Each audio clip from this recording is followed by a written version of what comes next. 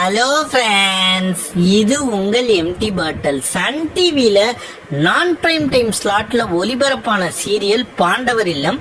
இந்த சீரியல் பாத்தீங்கன்னா தொடக்கத்துல மதியம் 1:30 மணிக்கு ஒளிபரப்பு செஞ்சுட்டு இருந்தாங்க. அதுக்கப்புறம் டைம் ஸ்லாட் சேஞ்ச் ஆயிட்டே இருந்தது. கடைசியில 11:30 மணிக்கு காலையில ஒளிபரப்பு செய்யப்பட்டது. இந்த சீரியல் முடிகிற தருவாயில. இந்த சீரியல் பாத்தீங்கன்னா அண்ணன் தம்பி பாசத்தை மையப்படுத்திய கதை.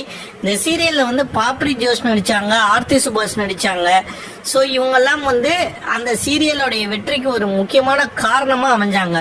பொதுவா சன் டிவில பாத்தீங்கன்னா எந்த சீரியலையுமே பெருசா சீக்வல் எடுக்கிறது இல்ல. விஜய் டிவி பாத்தீங்கன்னா தொடர்ந்து சீக்வல் அவங்க இம்பார்ட்டன்ஸ் கொடுப்பாங்க. பட் சன் டிவில இது வரைக்கும் ஹிட்டான சீரியல்லயே சித்தி சீரியலை மட்டும்தான் சீக்வல் சித்தி 2 அப்படின்னு எடுத்தாங்க.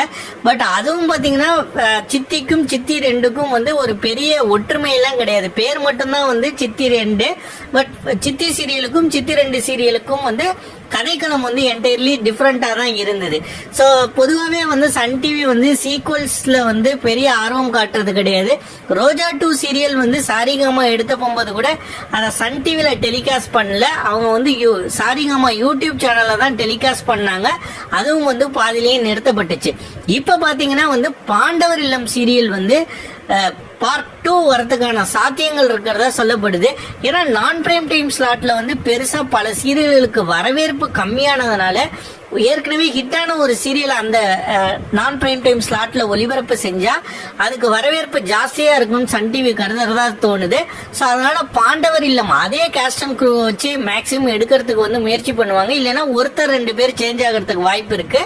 ஸோ பாண்டவர் இல்லம் பார்ட் 2 வந்தா நீங்க அதை சந்தோஷமா எக்ஸைட்டிங்கா பாப்பீங்களா அப்படிங்கறத மறக்காம கமெண்ட் செக்ஷன்ல கமெண்ட் பண்ணுங்க. இந்த வீடியோ மறக்காம லைக் பண்ணுங்க, ஷேர் பண்ணுங்க, கமெண்ட் பண்ணுங்க. நம்ம சேனலை சப்ஸ்கிரைப் பண்ணுங்க. நன்றி.